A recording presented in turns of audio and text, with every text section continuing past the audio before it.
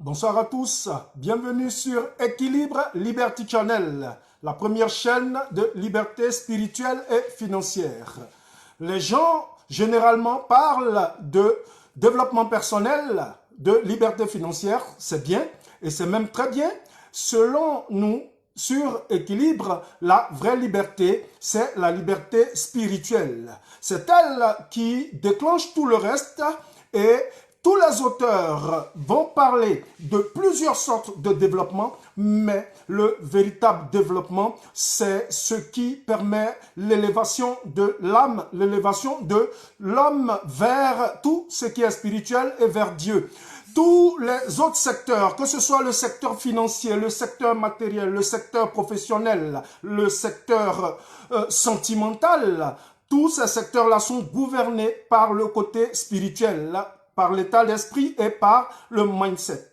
Nous remercions comme d'habitude une catégorie de personnes et aujourd'hui nous avons comme ça décidé de saluer tous les malades sur la terre des hommes, tous ceux qui sont dans les hôpitaux, tous ceux qui sont internés et qui ne se portent pas bien. C'est lorsque nous sommes dans le désert que nous savons que l'eau est une denrée qui est une véritable bénédiction de l'Éternel. Lorsque nous sommes souffrants, lorsque nous sommes malades et que nous perdons nos moyens physiques, nos moyens spirituels, nos moyens mentaux, c'est là que nous nous rendons compte que nous avons besoin de la grâce divine. Dieu a tant aimé le monde qu'il a donné son Fils unique afin que quiconque croit en lui ne périsse point, mais qu'il ait la vie éternelle.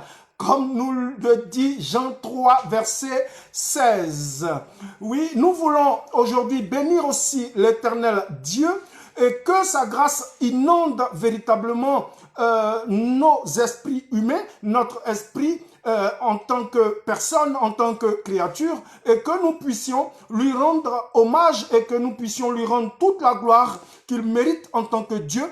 Et lui qui est Yahvé Rapha, le Dieu qui guérit, et qui est Yahushua Mashiach, notre Messie personnel à nous, notre Dieu tout-puissant, notre Dieu qui est vivant, qui est glorieux, et que cette grâce abonde dans la vie de tous ceux qui sont souffrants. Le thème de ce jour, c'est comment connaître le vrai baptême, ou si vous voulez, le baptême dans la vie d'un enfant de Dieu. Est-ce que le baptême, c'est un changement de nom?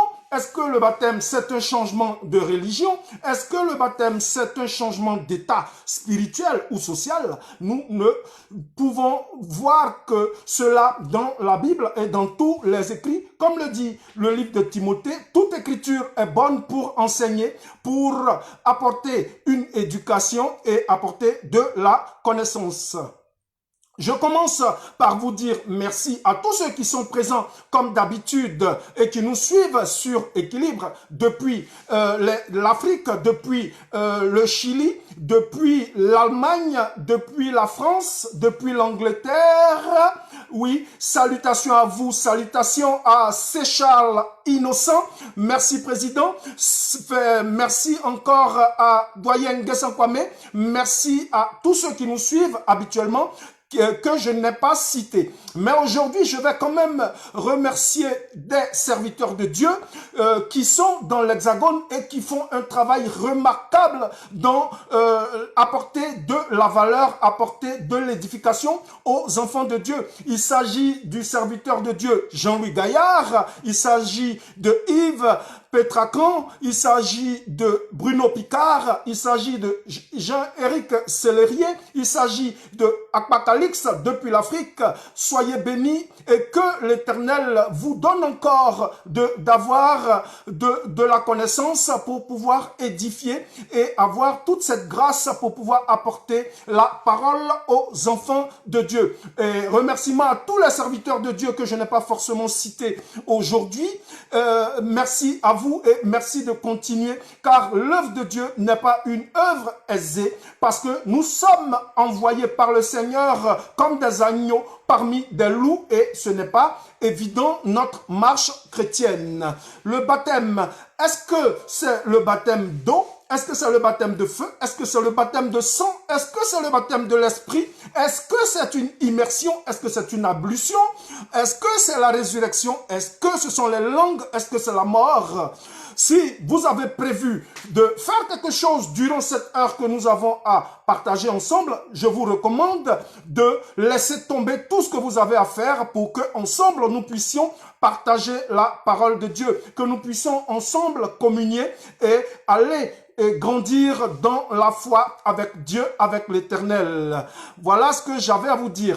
Pour ceux qui viennent de nous prendre en marche, bienvenue à toi, Glory Didier Rodriguez depuis Paris. Merci d'être un fidèle parmi les fidèles et merci de nous suivre. Nous vous recommandons aujourd'hui de prendre un stylo, une feuille ou un calepin pour pouvoir noter tout ce que nous allons vous apporter parce que nous allons parcourir la Bible dans plusieurs livres. Nous n'allons pas forcément rentrer et décortiquer tous les versets parce qu'il y en a beaucoup. Nous avons fait des recherches et dans ces recherches que nous avons faites, nous sommes partis sur plusieurs sites. Nous avons parcouru la Bible. Nous sommes allés rechercher dans des livres pour pouvoir échanger avec vous sur le thème du baptême parce que effectivement le baptême est certainement méconnu par les enfants de Dieu, il est méconnu par tous et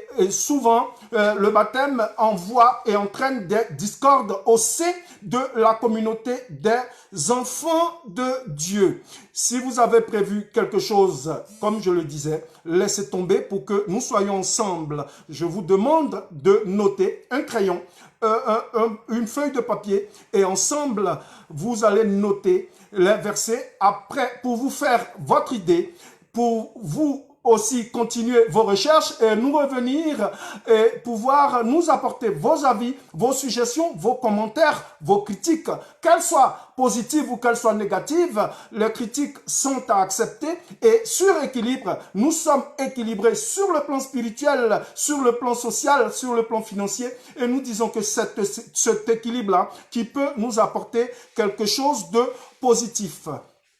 Ce que nous constatons, c'est qu'aujourd'hui, l'on parle de racisme sur la terre des hommes et c'est l'actualité du moment. Et aux États-Unis, en Europe, nous avons vu en Allemagne, nous avons vu plusieurs pays, même le premier ministre canadien qui a mis un genou à terre pour dire Black Power, pour redonner, essayer de redonner à la communauté noire, à la race noire, c'est l'aide de noblesse et lui redonner sa dignité. Mais est-ce que c'est seulement à travers le genou à terre qui est salué par équilibre, mais nous disons que nous devons aller au-delà, nous devons aller plus loin parce que plutôt que de dire Black Power, nous disons God Power parce que c'est le pouvoir de Dieu qui peut emmener l'homme vers l'amour, qui peut emmener l'homme vers ce qu'il y a de positif et vers la véritable communion et la véritable fraternité. Ce que nous avons remarqué, c'est l'hypocrisie de nos chefs et de nos autorités en Afrique qui jusque-là n'ont encore pas donné de la voix dans ce qui se passe dans le monde entier. Où sont passés les présidents africains? Où sont passées les autorités politiques africaines? Nous saluons au passage le président ghanéen Nana Akufo-Addo qui a fait un discours officiel pour dénoncer les bavures policières et les violences sur la communauté noire. Mais ce que nous voulons dire, c'est qu'il y a une hypocrisie qui se vit actuellement et qui s'empare de la communauté noire en particulier, c'est que la communauté noire elle-même, elle est en train de dénoncer le racisme, mais malheureusement, la population noire elle-même devient plus raciste que les autres communautés. Et ça, ce sont des sentiments qu'il faut à tout prix éloigner, qu'il faut à tout prix réprouver parce que ce ne sont pas des choses qui sont de nature à arranger les choses. L'homme noir peut revendiquer et peut rechercher ou chercher à remettre en place sa dignité parmi les hommes, mais aujourd'hui, ce que nous constatons, le racisme n'est pas seulement du côté des Blancs vers les Noirs, mais les Noirs, eux aussi, ont certains comportements racistes. On le voit aussi, malheureusement, en Asie. On le voit du côté de toutes les races. Et ça, c'est à déplorer. Nous devons tous comprendre que nous sommes créatures de Dieu et que nous sommes tous des frères. Toutes les races doivent se mettre ensemble, la main dans la main, et que à travers le travail, à travers l'amour, à travers les échanges intelligents et les échanges efficaces, tisser des partenariats et mener une vie qui soit une vie agréable pour tous sur cette terre des hommes. Nous avons une seule terre, nous avons un seul créateur et nous devons être un, la main dans la main, pour avancer et pour connaître le bonheur.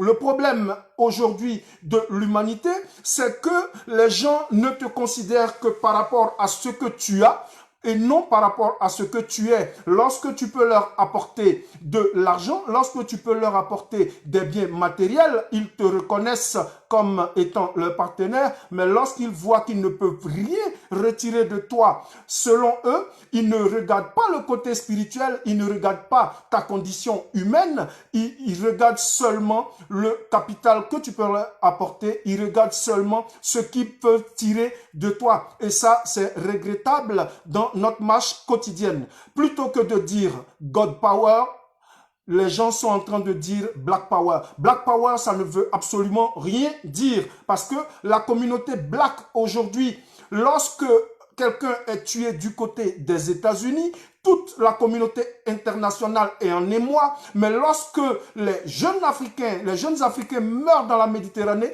personne ne dit mot. Lorsque des leaders africains maltraitent, malmènent leur peuple, personne ne dit mot. Et ça, nous disons que c'est regrettable. Des milliers de vies sur la terre sont prises par des personnes qui sont imbus de leur personne et qui pensent avoir pris la place de Dieu et qui maltraitent et qui tuent, qui pillent, qui spolient, qui sont dans la corruption et qui sont dans toutes ces mauvaises choses que nous remarquons. Mais aujourd'hui, cette hypocrisie, lorsque un Américain et lorsque quelqu'un parmi les Occidentaux est touché, nous voyons que tout le monde est en émoi. C'est vrai, nous saluons effectivement la mémoire de George Floyd, nous saluons la mémoire de tous ceux qui sont tombés par la méchanceté des hommes et qui ont perdu la vie, ou même qui sont aujourd'hui des handicapés. Nous disons que nous dénonçons avec force ce genre de choses, mais aussi ce qu'il faut comprendre, c'est que ce n'est pas seulement lorsqu'un Américain est tué que tous doivent donner la voix. Nous avons vu lorsque il y a un drame en Occident, les présidents africains sont les premiers à se presser pour venir marcher sur les Champs-Élysées, pour venir pleurer devant les communautés étrangères, alors que lorsqu'ils sont en Afrique, ce sont eux qui vont brimer leur population, ce sont eux qui vont tuer parce qu'ils pensent avoir le droit de vie ou de mort sur la population. Et ça, ce sont des comportements que nous ne pouvons pas laisser et que nous sommes tenus de dénoncer sur équilibre. Nous ne faisons pas la politique, mais la politique, lorsque tu ne la fais pas, elle te fait. La politique que nous faisons, c'est la politique de l'humanité, c'est la politique de l'enfant de Dieu, c'est la politique qui dit que nous sommes humains, nous sommes tous égaux et que chacun, à travers la force de son travail, à travers sa persévérance, à travers l'amour qu'il aura à partager et la valeur qu'il apportera aux autres, qu'il puisse aussi avoir la juste rétribution. Merci encore et merci d'être sur Équilibre. Nous allons commencer dans le thème du jour qui est le baptême, par donner la définition que nous avons retrouvée dans le dictionnaire français. C'est que le baptême, c'est l'acte d'immersion, c'est un rituel qui a été initié, qui annonce le début ou le départ de la vie spirituelle sur le plan humain. Dans le christianisme, c'est un sacrement par lequel le chrétien reçoit de l'eau. Mais pour certaines communautés, c'est de l'eau qu'on reçoit sur la tête. Pour ceux qui sont dans d'autres religions, pour eux, c'est par une immersion totale. Par extension, c'est une cérémonie qui consiste à inaugurer quelque chose qui a une certaine envergure. En Belgique, le baptême est un bisoutage. Au Québec, ou à Québec, le baptême est le manifestement d'une colère et la manifestation d'un mécontentement et d'une surprise. Donc, l'Ancien Testament ne nous donne aucune indication qu'il est supposé au baptême. Et dans l'Ancien Testament, l'on voyait pas, nous n'avons pas vu ce mot qui était le baptême, qui parlait de l'immersion, jusqu'à ce que Jean-Baptiste vienne parler du baptême et qu'il a pratiqué au Jourdain. Mais les Juifs, ils passaient à travers des ablutions pour pouvoir donner premièrement une valeur de purification, une valeur assez hygiénique, mais nous voyons que ça avait aussi dans l'Ancien Testament une connotation assez religieuse. Nous prenons, comme je vous le disais, prenez un stylo, prenez une feuille de papier et après vous pourrez parcourir tous les versets que nous vous donnerons durant cette heure d'échange. Vous pouvez continuer à nous envoyer vos avis, vos commentaires, vos suggestions. Et si vous voulez qu'on aborde des thèmes, veuillez nous envoyer par message ou nous appeler pour donner des thèmes d'actualité que vous voulez que nous abordions. Le premier verset que nous avons donné, c'était bien Jean 3, verset 16, parce que Dieu a tant aimé le monde qu'il a envoyé son Fils afin que quiconque croit en lui ne périsse point, mais qu'il ait la vie éternelle. Le Lévitique 14, verset 8 à 9 parle des ablutions et au sens religieux dans le judaïsme. Et lorsque nous prenons Nombre 31, verset 21 à 24, aussi, nous voyons que c'était un rituel. Et ce rituel était un rituel de purification et qui permettait aux gens comme une valeur d'expiation des fautes. Nous voyons que dans 2 Rois 5, du verset 8 au verset 14, que les Esséniens, eux, ils utilisaient cette purification à travers le baptême pour faire aussi un rituel. Et nous voyons que dans Nombre 19 au verset 9, l'Ancien Testament parle encore d'une eau de purification et qui était là comme une eau expiatoire. Donc, comme on voit, le mot baptême est aussi en grec, baptizein, pour dire que c'est quelque chose qui plongeait, qui immergeait, qui faisait rentrer dans une nouvelle dimension. Et les ablutions juives, le Nouveau Testament en fait cas, et présente ce baptême comme étant une cérémonie simple qui allait préfigurer l'arrivée du Messie, l'arrivée de Yehoshua Mashiach. Et nous voyons dans Marc 7 au verset 4 que l'évangile parle de l'ablution juive et de cette cérémonie. Dans Luc 11 au verset 38 aussi, Hébreux 9 verset 10 et Hébreux 6 verset 2.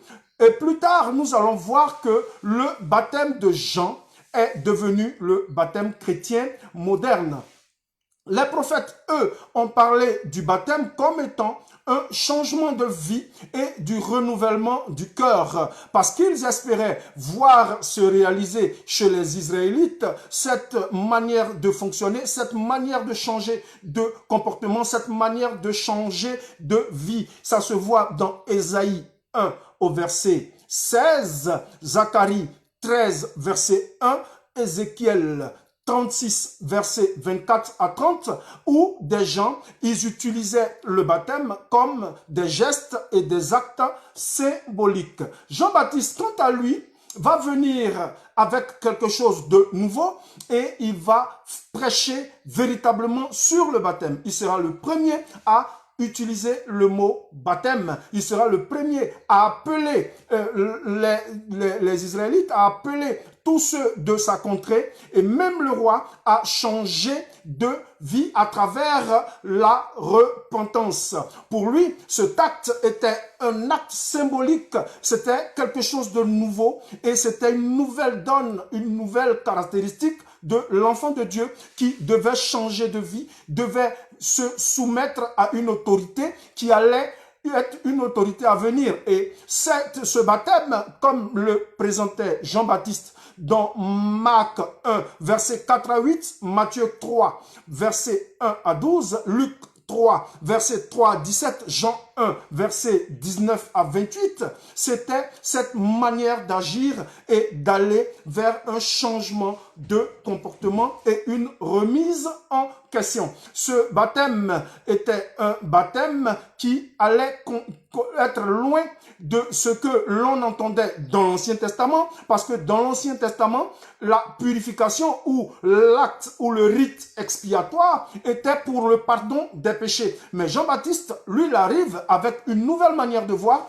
et ce ne sera plus un rituel expiatoire, mais ce sera quelque chose, un nouveau rituel qui va venir simplement parce que l'homme allait décider de se débarrasser de l'être ancien, de l'être pécheur qu'il était, mais à travers la purification. Mais nous avons vu que ce baptême-là appelait en même temps, dans Acte 19, versets 1 à 6, à une conscience individuelle et qui allait provoquer une certaine repentance et une certaine remise en question. Mais elle n'allait pas produire, comme dans l'Ancien Testament, le pardon des péchés, et elle n'allait pas être seulement une force, une nouvelle vie. Elle allait être comme un acte de repentance, un acte de remise en question et un acte de soumission. Cet acte-là allait permettre aux chrétiens, à ceux qui allaient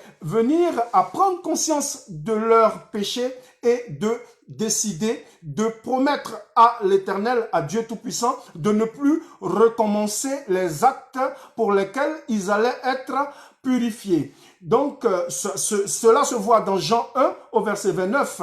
Et Jean-Baptiste lui-même, alors, il vient, il annonce ce nouveau baptême-là qui était fait d'immersion et il fallait plonger entièrement l'être dans le Jourdain pour pouvoir avoir une nouvelle naissance et aller vers quelque chose de nouveau. Mais Jean-Baptiste lui-même, à travers Marc 1, verset 8, Matthieu 3, verset 11, Luc 3, verset 16, il annonce un nouveau baptême et il annonce que celui qui venait après lui était plus grand que lui et il n'était même pas digne de lui lasser les chaussures. Et il dit que alors il fallait attendre.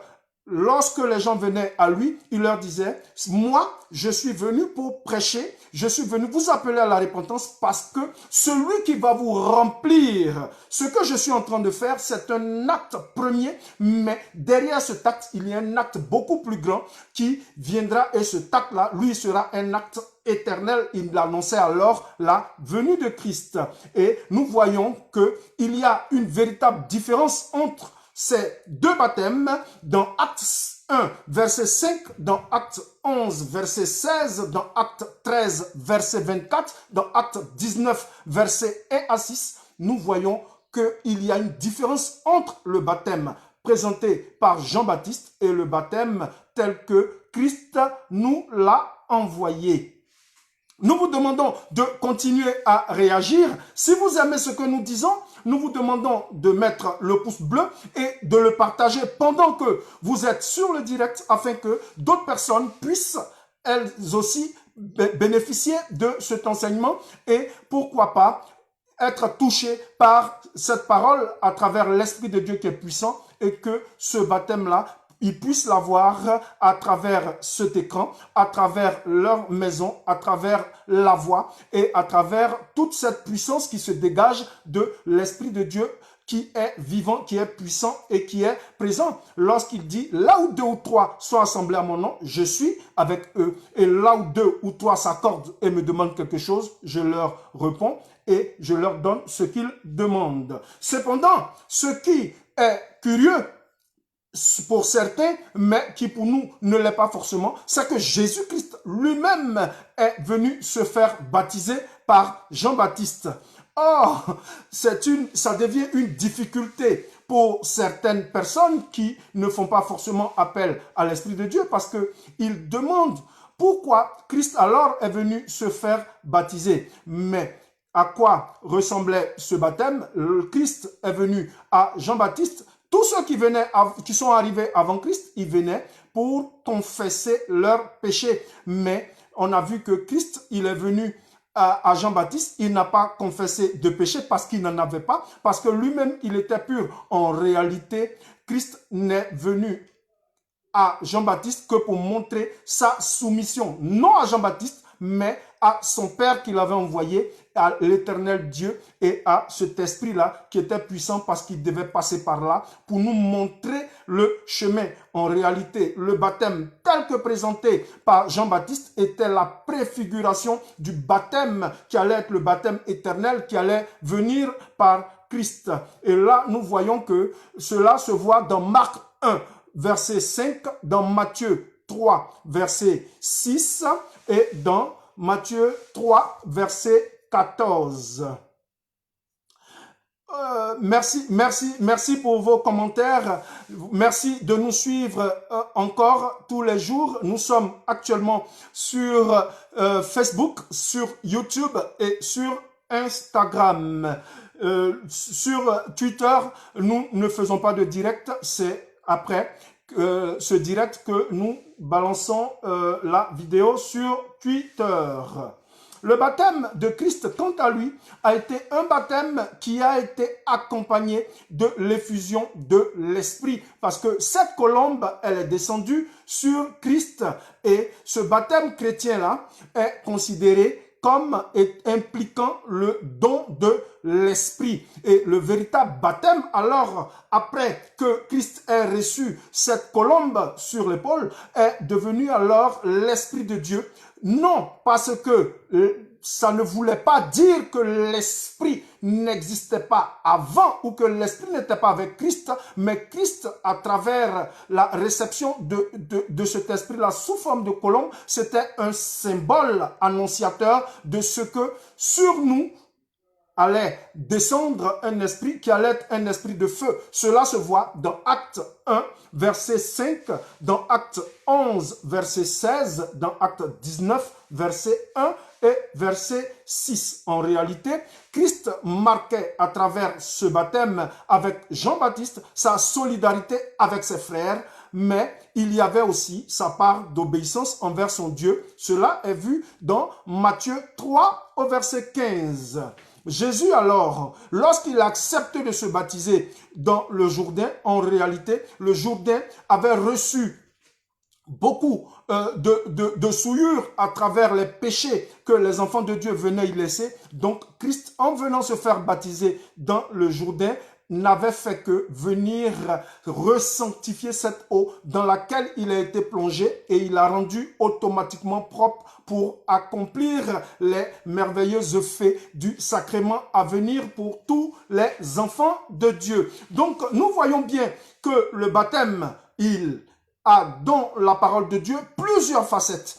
Il est sous forme de pardon du péché dans l'Ancien Testament chez les judaïstes avec l'eau expiatoire. Il est avec Jean-Baptiste un baptême de repentance et il est avec Christ un baptême de réception de l'Esprit et de l'effusion de l'Esprit et d'accueil comme le faisait Jean-Baptiste dans la communauté des frères.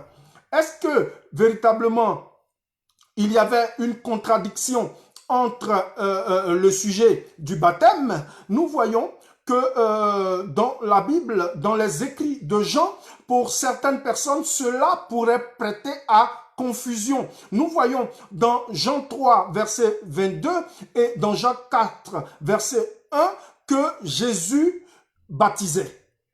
Alors que on voit dans Jean 4, verset 2, que ce n'est pas Jésus qui baptisait, mais que c'était ses disciples qui baptisaient. Du coup, certaines personnes trouvent que il y a une contradiction dans la Bible. Non, il n'y avait pas une contradiction. En réalité, Jésus montrait simplement que c'est lui qui était le maître et c'est lui qui donnait l'autorisation à quiconque de faire ce que lui, il avait décidé et qu'il avait reçu de son Père. C'était simplement un acte d'obéissance à Dieu. Et Jésus alors a donné des instructions aux apôtres et à ces 12 apôtres et aussi aux 70 disciples qu'il avait envoyés en mission.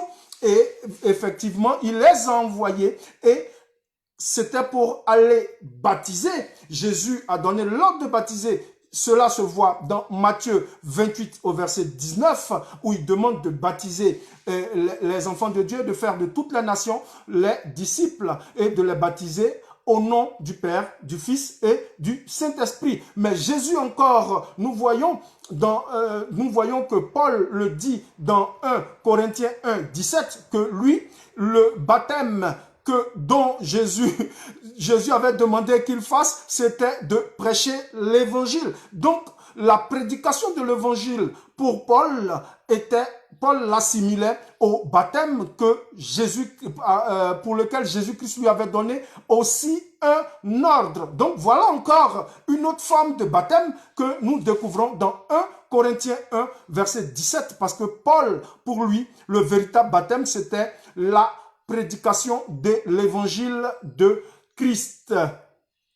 Voilà qui est dit et c'est bien en fait de parcourir la parole de Dieu pour être éclairé sur ce que c'est que le véritable baptême. Nous voyons que pour l'instant, il y a plusieurs baptêmes qui se dessinent, à chacun de se faire son idée. Si vous avez une pensée, si vous avez une idée, merci de nous faire part de votre commentaire afin que nous puissions échanger là-dessus, que nous puissions en débattre davantage. Voilà, parce que encore, nous voyons dans le livre des Actes des Apôtres que le livre allait faire allusion à un baptême, mais un nouveau baptême allait sortir, ça allait être le baptême au nom du Seigneur Jésus-Christ. Cela se voit dans Acte 2, verset 38, Acte 8, verset 16, Acte 10, verset 48, Acte 19, verset 5, mais aussi dans 1 Corinthiens 1, verset 13.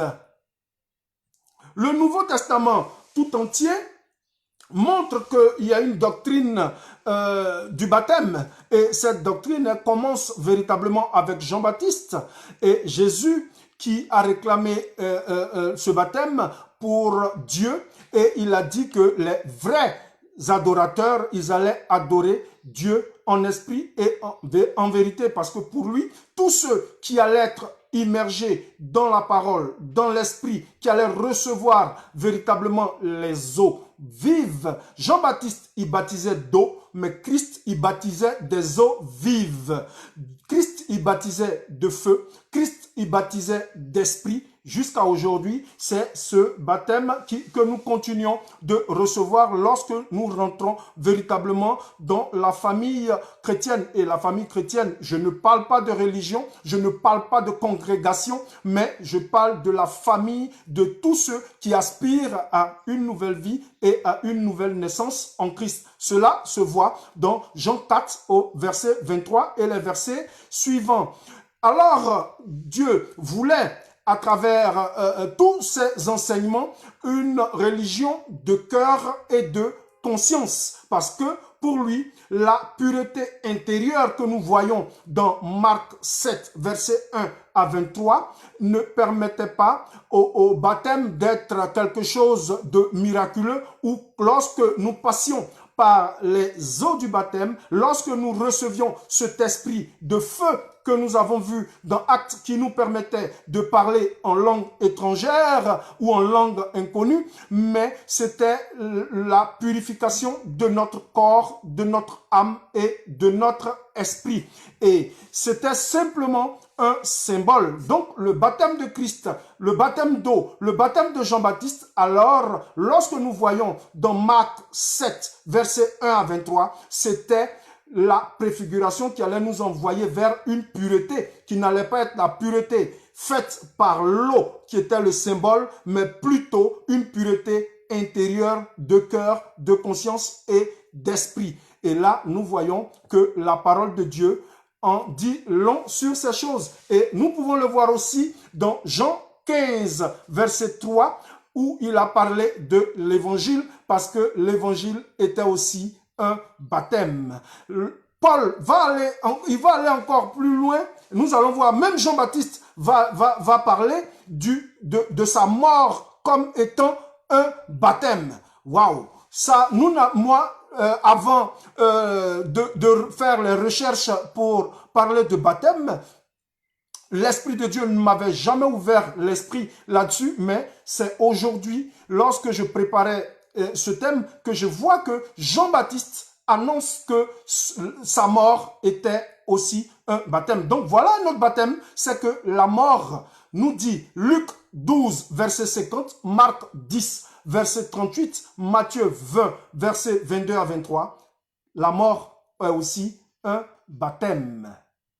Merci de continuer à nous suivre et nous envoyer vos avis et vos suggestions et vos commentaires, pourquoi pas, sur les versets que nous annonçons et sur notre vision du baptême qui, aujourd'hui, est une vision plurielle et une vision basée sur la parole de Dieu. Nous ne donnons pas dans l'exégèse, raison pour laquelle nous donnons les versets. Nous vous demandons de prendre note et de parcourir tous ces versets vous-même et de vous faire une idée et de pouvoir, pourquoi pas, recevoir aussi, pendant que vous serez en train de lire ces versets, le baptême de feu, le baptême de l'esprit, qui est un véritable baptême et qui délivre les enfants de Dieu. Et ce baptême qui avait été préfiguré, qui était annoncé par Jean-Baptiste, mais qui a été avec l'arrivée de Christ et le baptême de Christ comme le symbole de notre changement d'état et le début, pourquoi pas, d'un ministère.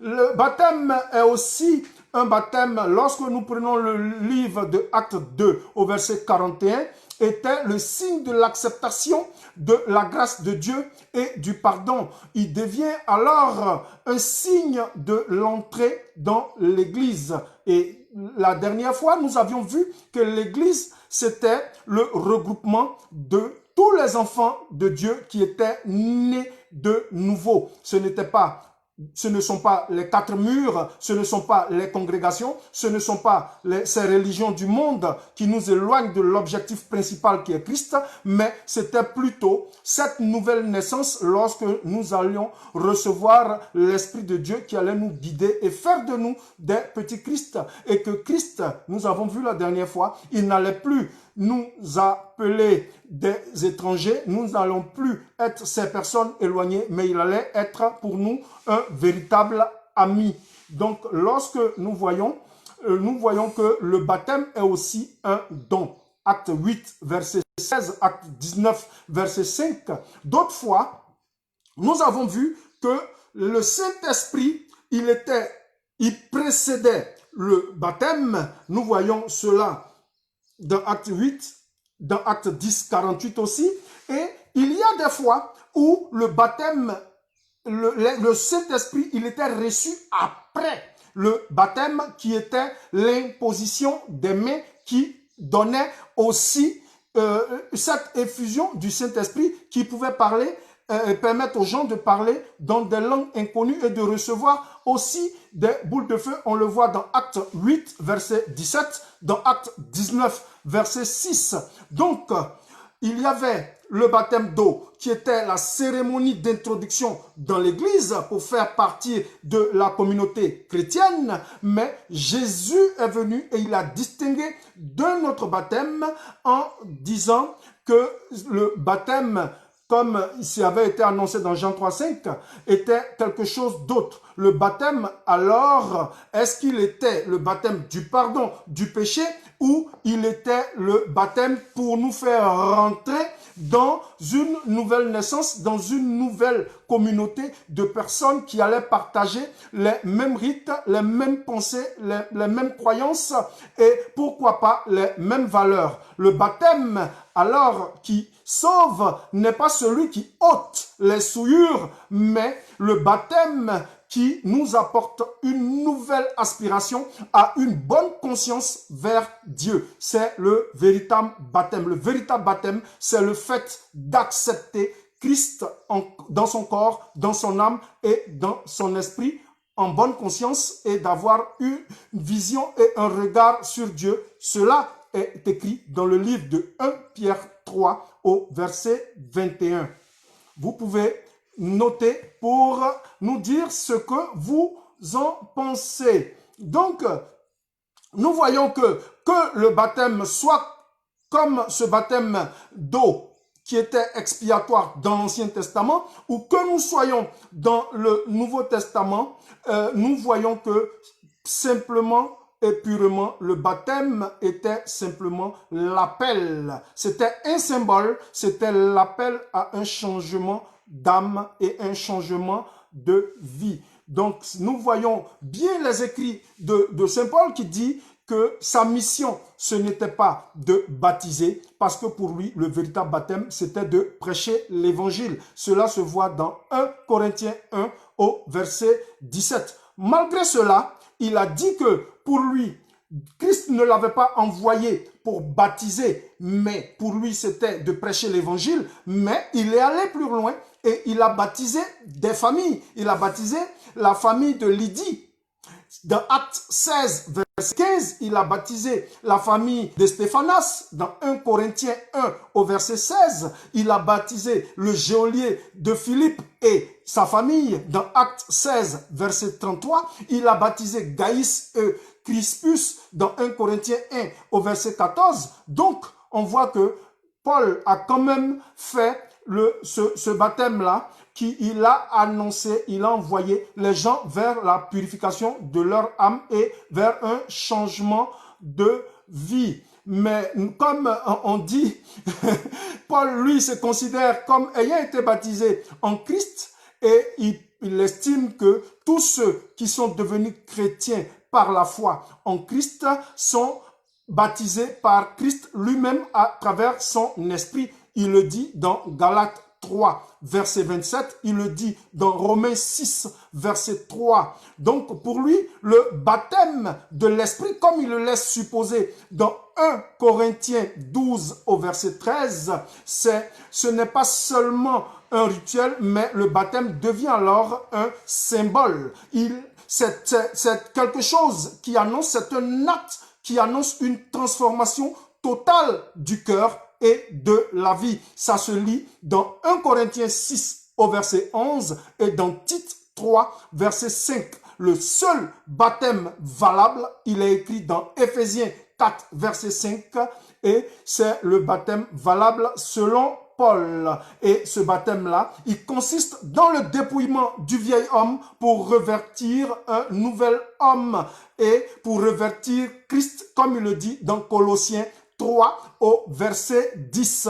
Revêtir Christ pour lui. Quiconque est en Christ est une nouvelle créature. Il le dit aussi dans 2 Corinthiens 5 verset 17. Paul va encore plus loin pour comparer le baptême à la circoncision. Il le dit dans 2 Corinthiens, il le dit dans Colossiens 2 au verset 11. Donc lorsque vous voyez, Paul, il est allé encore plus loin pour nous envoyer à comprendre que le baptême d'eau tel qu'il avait été présenté par Jean-Baptiste, et Jean-Baptiste lui-même l'a dit, il baptisait, il prêchait la repentance, il baptisait d'eau, mais celui qui allait venir après lui, était plus grand que lui, il allait venir baptiser de feu et d'esprit. Et lorsque nous voyons l'apôtre Paul, qui lui est l'apôtre le plus zélé de tous les temps, qui lui-même est devenu apôtre bien longtemps après, a été celui qui nous a traduit cette parole et cette parabole que le Seigneur avait donnée, et il nous a envoyé véritablement vers le véritable baptême qui était le changement de notre corps, de notre cœur, de notre âme et de notre esprit,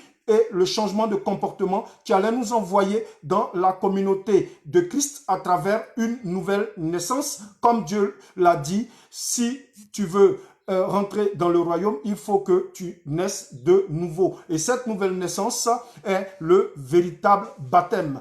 Qu'on soit baptisé d'eau, qu'on soit baptisé de feu, qu'on soit baptisé de sang, qu'on soit baptisé d'esprit, le baptême, à chacun de voir, à chacun d'avoir sa pensée, à chacun de décider ce qui est bon pour lui, mais que chacun rentre, quel que soit ce qu'il aura choisi, que ce soit l'eau, que ce soit le sang, que ce soit le feu, que ce soit l'esprit, que chacun se fasse baptiser, mais ce baptême-là n'est rien d'autre qu'un rite, mais le véritable rituel qui doit être, c'est celui de nous appliquer, à plaire chaque jour davantage à l'Esprit de Dieu, à Christ et à Dieu qui est le créateur du monde. Il ne nous a pas créés pour rien. Nous ne sommes pas et nous n'existons pas sur cette terre pour rien. Nous avons quelqu'un qui nous a façonnés, nous avons quelqu'un qui nous a fabriqués et il nous a donné cette foi. Et nous devons devenir alors fils de Dieu dans le baptême par la foi et que nous soyons sauvés plus tard, comme le dit Galates 2, verset 16, Galates 3, verset 26, Éphésiens 2, verset 8, parce que ce baptême qui vient de la foi est un baptême qui est l'affirmation qui vient pour nous dire Jésus-Christ nous permet d'entrer dans le royaume de Dieu et de faire de nous des enfants de Dieu qui ont pour héritage le royaume parce que nous devons naître d'eau et d'esprit. Cette eau n'est pas l'eau physique, ce sont les eaux vives et l'esprit, c'est l'esprit de Dieu, comme nous dit Jean 3 au verset 5.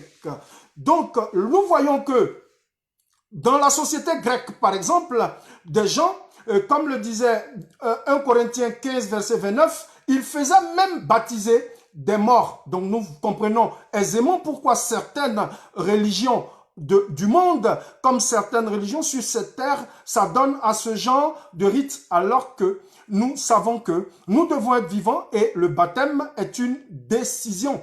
Donc le baptême, en un mot, c'est la décision de rentrer, de renaître de nouveau et de rentrer dans la famille de ceux qui sont nés de nouveau, qui changent de cœur, de corps, d'esprit, d'âme, pour pouvoir être semblables et être parmi les amis de Christ qui seront, pourquoi pas, à sa droite lors du jugement dernier. Le baptême, alors, qui est administré par immersion ou par imposition des mains, est comme l'a fait Paul ou l'a fait avec le géolien de Philippe ou avec l'Éthiopien, et Corneille, dans Acte 16, 33, dans Acte 8, 36 à 38, dans Acte 10, versets 44 à 48, Paul lui-même nous enseignait cela et il considérait que aussi on pouvait rendre les enfants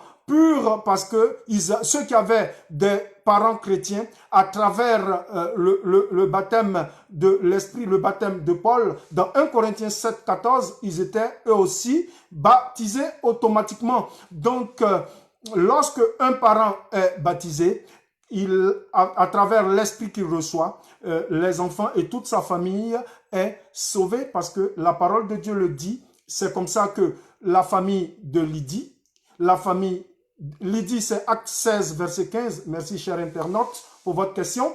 La famille de Stéphanas, dans 1 Corinthiens 1, verset 16. La famille et les geôliers de Philippe, dans Acte 16, verset 33.